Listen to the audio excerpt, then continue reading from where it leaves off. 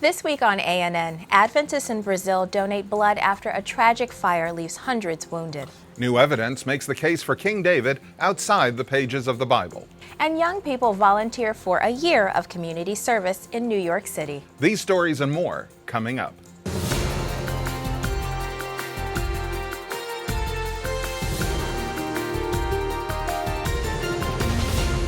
This is ANN, a service of the Seventh-day Adventist World Church. Thanks so much for joining us this week.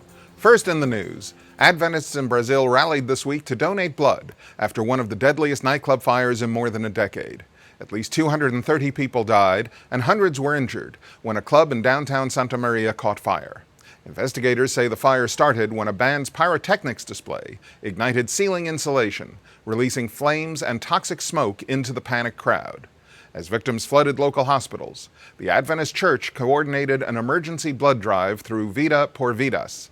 The project started in 2006 and is overseen by young Adventists in South America. In Brazil alone, health officials say the project contributes 3.5 million units of blood every year. An Adventist airplane engineer remains in critical condition after suffering burns on 50% of his body last week. Lyndon Millist, chief engineer for Adventist Aviation Services, was servicing a mission fleet in Papua New Guinea. Millist was burned after a fuel tank caught fire in a hangar. He is currently undergoing treatment at a hospital in Australia. Adventist Aviation Services is a ministry that plays a key role in church work in the islands of the South Pacific. Mission pilots transport pastors, teachers, and supplies to isolated villages in the region. Local church leaders are asking Adventists worldwide to pray for Millist's recovery. Adventist archaeologists say new evidence uncovered in modern-day Israel is confirming the biblical account of King David. Students and teachers from Southern Adventist University in the U.S. state of Tennessee joined an excavation team led by Hebrew University and the Israel Antiquities Authority. The group has uncovered pottery and other artifacts at the fortress of Elah, an ancient city near Jerusalem. Archaeologists say the artifacts match the time period when the Bible says David fought the Philistine Goliath. The artifacts include pieces of pottery inscribed with the words "For the King" and seals for official documents. The team is also struck by the stone ruins of the fortress. They say the multiple gates and reinforced walls both point to a powerful ruler. The discoveries are leading some scholars to recognize the historical significance of biblical kings such as David and Solomon. Archaeologists are expected to publish a final report on their findings later this year. A team of young Adventists from around the world is devoting a year to mission service. The group recently arrived in New York City ahead of a major evangelism push in the region called NY13. They'll undergo training in community service, disaster relief, and church leadership to help support outreach in the coming months. Church leaders say the project, called 1 Year in Mission, will inspire a new wave of volunteerism. After 6 months in New York City, members of the group will return home to help develop volunteer programs in their own cities. The trial date of an Adventist pastor imprisoned in Togo has been postponed indefinitely. Pastor Antonio Montero and church member Bruno Ama have been held without evidence in the West African country for nearly a year. Sources close to the case were hopeful last week when a Togolese court announced Montero would be tried beginning January 29. Church lawyers and human rights activists say they'll continue diplomatic efforts meant to secure the two men's release, regardless of the delay. Christian Record Services for the Blind recently invited students at Union College to raise awareness of the blind and low-sight community through creative videos. The Adventist-run college in the U.S. state of Nebraska is located near Christian Record headquarters. The Communication Department for the Adventist Church in North America sent this report. We should all ask ourselves the question, how can we understand the world of the blind? Recently, 6 student filmmakers from Nebraska-based Union College attempted to answer that question as part of a film competition held by the school and Christian Record Services, a ministry of the Seventh-day Adventist Church. The films were premiered at a special showing at the College View Seventh-day Adventist Church on the college campus. More than 300 students, faculty, and community members showed up for the event, and prizes were given to the top 3 films, including a $1,000 check to the first-place film titled Color, produced by senior Eric Bing. You know, the first time I saw the poster for the video contest, I thought, man, that looks like a lot of fun. I feel like that would be quite advantageous for us to do. The keynote address was given by Terry Benedict, an award-winning documentary filmmaker who also took time to sit in on some communication and public relations classes. Ray Dabrowski, assistant to the president for marketing at Christian Record Services, says that the students who took part in the contest embraced the theme, and he feels encouraged by the films that they produced. I believe that what we saw there is a very, very good start. Seeing that young people are also serious about the topic, about the theme, about social responsibility, responsibility for the community in which they live. And finally in the news, underprivileged kids in Eastern Europe opened the first Christmas presents many of them have ever received this month. A shipment of 35,000 gift boxes arrived just in time for Eastern Orthodox Christmas, celebrated in early January in the region. The gifts come courtesy of the Children Helping Children project, run by the Adventist Development and Relief Agency in Germany and Switzerland. Children and their parents and teachers collect school supplies, toys, and non-perishable food items for the project every year.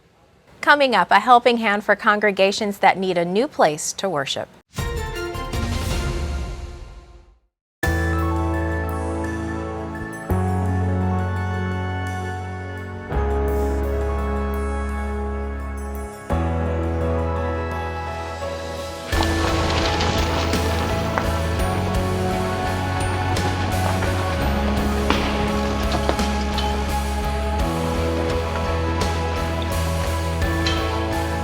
Whatever you do, do it all in the name of the Lord.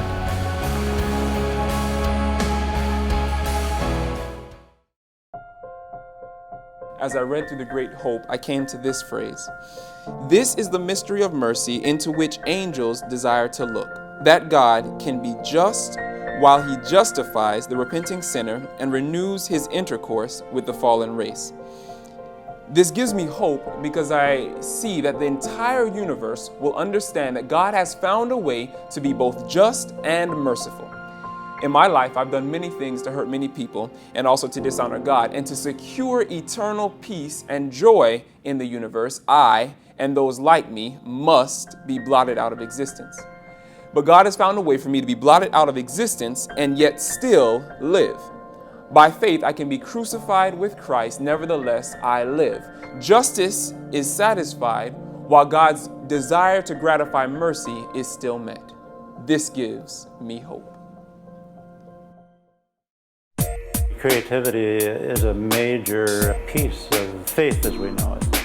Without some level of interest in what we don't know, I think faith is just hanging out there. It needs somehow to find depth in science and creativity to support faith. That doesn't mean that you have any less faith. It just means that the two together are stronger than individuals without each other.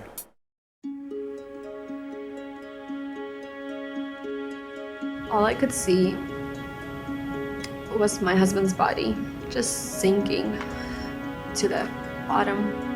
That day, I will never forget. And that prayer was the hardest prayer I've ever said in my life.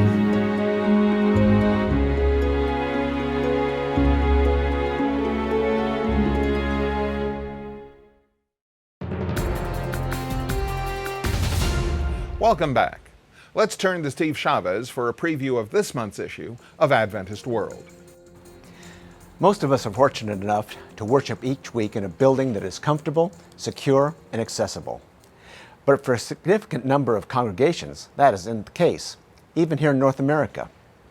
In this week's issue of Adventist World, Julie Lee writes about a congregation in Decatur, Georgia, that desperately needed a new facility in which to worship. The roof of its present building was dilapidated, the floors had holes, and the walls leaned precariously outward. The congregation had money, but not enough to pay an architect and get plans approved by the local building inspector. That's when Maranatha Volunteers International got involved. Without telling too much of the story, Maranatha Volunteers provided the plans, coordinated the building project, and provided volunteer labor. Working with members of the Decatur Hartselle congregation, Maranatha Volunteers saw the completion of the project in days instead of months, and at a cost to that congregation that was much less than it might have been. This is a story of people helping people, the kind of story that will make you wish you could do the same. Well, maybe you can. As usual, this issue is packed with other great material, including a Bible study by Mark Finley, a message from our General Conference President Ted N.C. Wilson, and Angel Manuel Rodriguez answering a Bible question about fulfilled prophecy. Keep in touch with your Adventist World by reading about it here and at adventistworld.org. Happy reading. When Adventists think of mission, distant countries usually come to mind. But as Larry Evans says this week, there's an overlooked mission field much closer to home. You and I have heard a lot about the need to share the hope of Jesus with the millions who live in what is now called the 1040 window. This has become an evangelism priority for our church, and rightly so. So many live there. However, there is another unreached mission field that seldom gets mentioned, and I just feel compelled to speak about it. I can't remain silent any longer. Something must be done.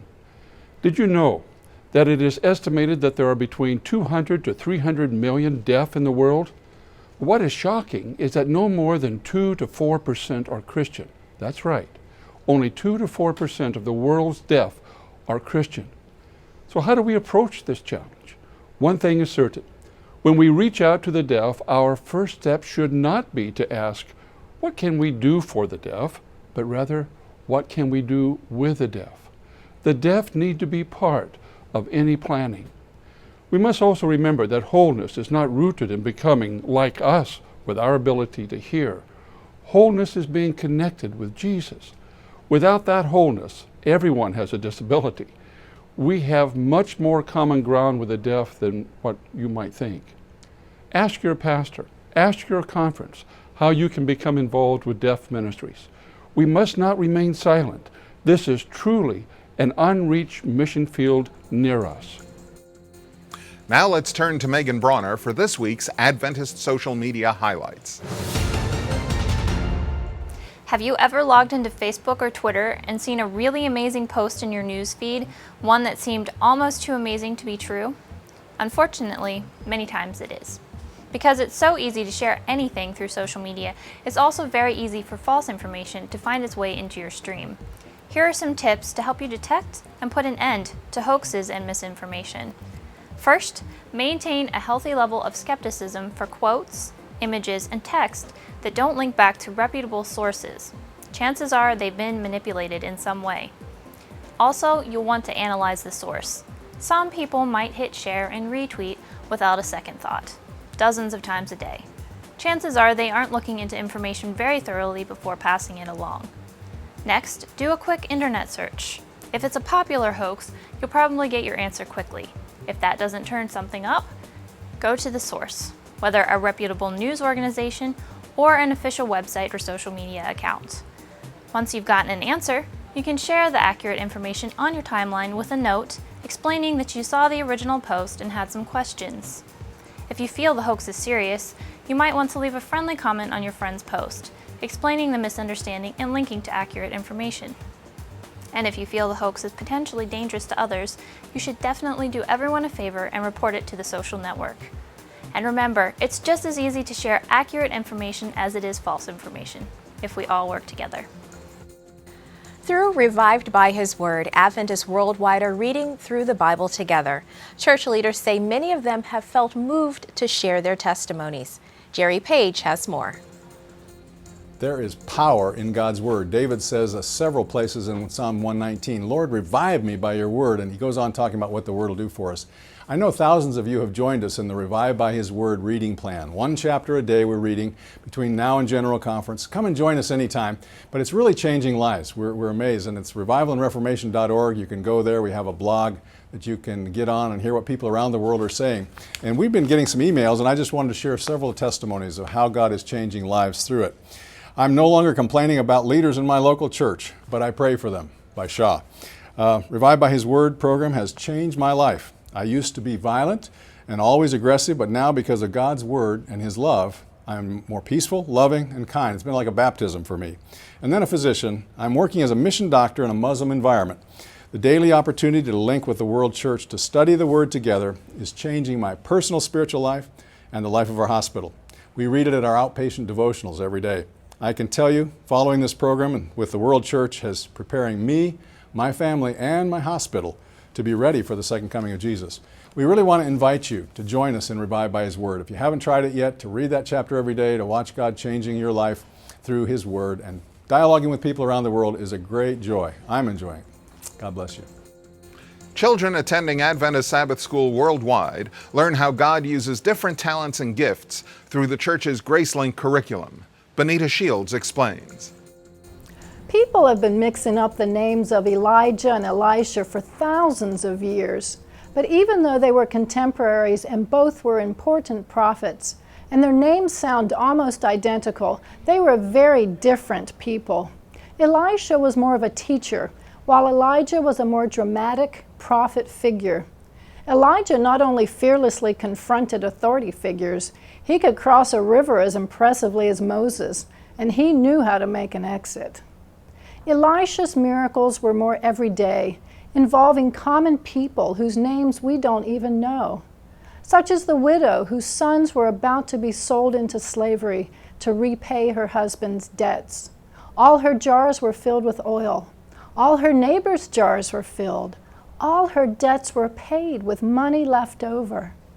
Elijah got the nation's attention and brought the people back to God. Elisha reminded people of God's faithfulness and compassion. Israel needed both kinds of prophets. Just as we recognize the differences between Elijah and Elisha, the GraceLink lessons give thoughtful consideration to the natural and God-given differences in our children, especially the different ways they learn best. Imaginative or common sense, analytical or dynamic, whatever their learning style, all get a chance to learn and grow through the variety of activities and experiences. Every week in Adventist Sabbath schools around the world, GraceLink is being used to appeal to all our quiet, boisterous, inquisitive, shy, practical, impossible, precious children. Through the faithful ministry of teachers and parents, every child is reached, connected, and engaged. Still ahead on ANN, protecting kids from harmful content on smartphones and other devices. But up next, a preview of this week's Bible study lesson.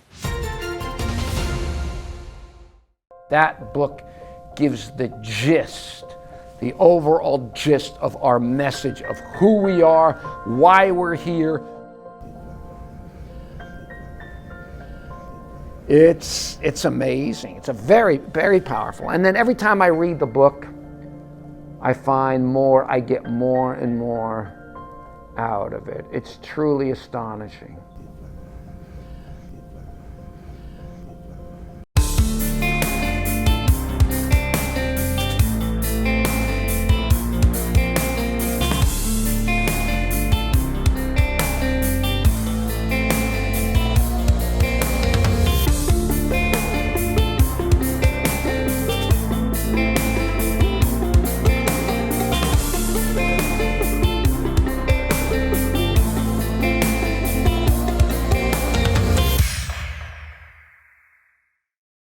All around the world, Seventh-day Adventists are reading a chapter of the Bible per day.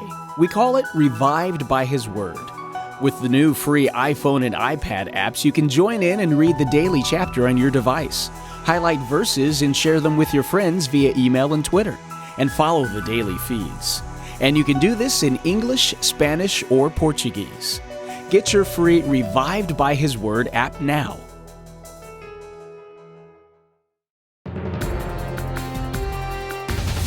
Welcome back. This week's Bible study lesson explores the origin of choice and responsibility. Falvo Fowler has a preview. In Genesis, God gives humans the great power to choose. He did not restrict what we could do with that power. But throughout history, the devil has twisted, mangled, and distorted the concept of choice, the purity of that power. Choice is not what we allow the devil to make it. Choice is the power bestowed upon a creation that was brought to life by the breath of God.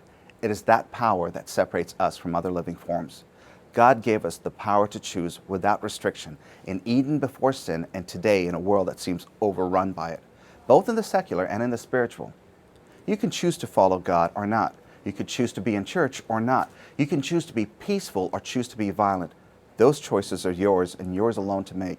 And if you choose to not choose, you still choose, and by abstaining, you're allowing or restricting something from happening. In our human existence, with each choice or lack of choosing comes consequences. God has given us this great power to choose. As someone once said, with great power comes great responsibility. Adventist scientists and theologians recently met at the church's Friedensau University in Germany to celebrate the biblical account of creation. Tim Standish has this report. This is a cold winter in northern Germany, but there's abundant warmth here at Friedensau University, where the General Conference Faith and Science Council is holding a celebration of creation. The biblical creation is one of the great unifying themes of our faith. But it's much more than just a dry doctrine. It seems that discoveries are announced almost daily that give us new perspectives on how amazing the creation is and new interpretations that challenge our understanding. This is why an event like this is such an exciting undertaking, and the topics cover such a broad range of disciplines. General Conference Vice President Arthur Steller is talking about the importance of the creation doctrine in our church. Paleontologist Raul Esperanti presents about dinosaurs and what we really know about them. Archaeologist Randall Yonker brings his expertise to bear on our understanding of the Hebrew word rakia, which is commonly interpreted as firmament in English translations of the Bible. And faculty from Friedensau and Bogenhofen are making presentations on everything from the ethical response to creation to the relationship between Sabbath and creation. I'm so glad to be here and to be part of this event. It's not just the new information that I learn. It's the joy of fellowshipping with Christians who share the excitement and wonder of seeing the creation from a biblical worldview. Smartphones and other devices may be a great way to learn, but they can also give kids unrestricted access to online content. In this week's Tech Corner, John Beckett has tips for parents who want to monitor or restrict what their children can access. My wife was recently texting with her dad about our 7-year-old son, Carson. But this time, instead of texting back what he said, she handed her phone to him to reply. He reads really well, so he had a great time texting back and forth with his grandpa. Add this to the list of reasons why he wants an iPhone. But sadly for him, there's no way we're going to buy him one. He wondered, though, could he text with his iPod Touch? After all, it looks like a cousin of the iPhone. Well, it turns out that if both people use an Apple product for texting, it works just fine. There are also lots of free chat apps for communication between Apple and Android devices. iPhones, iPads, Androids, and other smart devices have now become very common. Judging by my son and his classmates, I bet a lot of kids have managed to get either a cheap brand new one or a hand-me-down. But if your kid has one of these things, you need to understand that they now own something that's basically a smartphone without the phone. If it's connected to Wi-Fi, they can text, browse the web, watch online videos, and do all sorts of interesting things. If you don't know what your child is doing with their smart device, you may want to have that conversation soon. If you don't want your kid online, you need to research the parental restrictions for their device. A good bet is disabling all the internet apps as well as their ability to install new apps. At a minimum, you may want to look into OpenDNS.com's free parental controls to help restrict and monitor the sites your child visits. These devices can be lots of fun and sometimes educational, but they're definitely a lot more powerful than the portable cassette players that kids wished for when I was young. Adventists believe that the Bible outlines the ideal parenting style to raise responsible, well-adjusted children. Willie and Elaine Oliver explain on this month's Family Ministries feature. The Bible tells parents in the book of Ephesians chapter 6 and verse 4, "Fathers, do not exasperate your children. Rather, bring them up in the fear and admonition of the Lord." When we talk about parenting, we look at 3 parenting styles. Authoritarian, one in which parents are just harsh and hard and very strict. There's no give, there's no take. There's just a one-way relationship, communication with their children. That's no good. Then there's permissive. Permissive is on the other side of the continuum, and that is anything goes. There's no structure in the home. There's no meal times. There's no rules. Anything goes. Kids can do whatever they want to do, go wherever they want to go, and it's really not a problem. That is also problematic, and it won't bode well for your children when they leave the home. The best type of parenting style is the authoritative parenting style, which really fits well with what God is talking about, where we are supposed to love our children and nurture them and give them boundaries. So it's basically loving with limits. It's a place where we provide warmth and affection and love for our children, but we also set boundaries for them. When children have love and boundaries, they feel nurtured, they feel cared for, and they can be successful children who bring glory and honor to God. Now let's turn to David Trim for a look at Adventist history. This week, church leaders protect the legacy of an early church pioneer. Welcome to This Week in Adventist History, a week of new institutions. On January 27 in 1986, the de facto Adventist leadership in the Soviet Union agreed a plan to create a seminary in the Tula region in Western Russia. Despite fierce opposition from local authorities, for this was the days of communism after all, the school was constructed in record time and opened its doors to 16 students in September of that year. Today, Zalksky Adventist Seminary and Institute has some 600 students and 40 faculty and stands as a testament to the guidance of God and the perseverance of Adventist leaders in Russia. On January 28, 1980, a continent away in Kenya's Rift Valley, classes started for 20 students at the University College of Eastern Africa, today the University of East Africa, Baraton. The university boasts a faculty now of over 200 and has nearly 2,000 students from many countries. On January 29, 1933, the Ellen G. White estate was legally incorporated. In her will, Ellen White had named 5 church leaders as the trustees of her estate. The trustees appointed for life were largely tasked with managing her voluminous writings after her death in 1915. And those trustees decided to make the arrangement permanent, and the 1933 incorporation laid the foundation for the White estate as we know it today. The successors to those first trustees bring Ellen White's writings to ever greater audiences. That was This Week in Adventist History. Thanks for watching ANN. Join us next week for more news from the headquarters of the Seventh-day Adventist Church. In the meantime, follow us on Twitter. You can connect with other Adventists worldwide and join in our weekly social media conversations. Just search for Adventist News on twitter.com. Our good news for the week comes from the New Testament book of Philippians.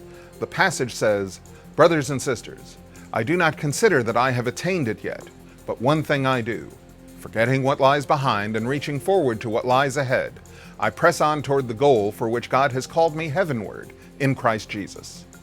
That's our program for this week. And remember, you can always visit news.adventist.org for daily news and videos. Until next time, God bless.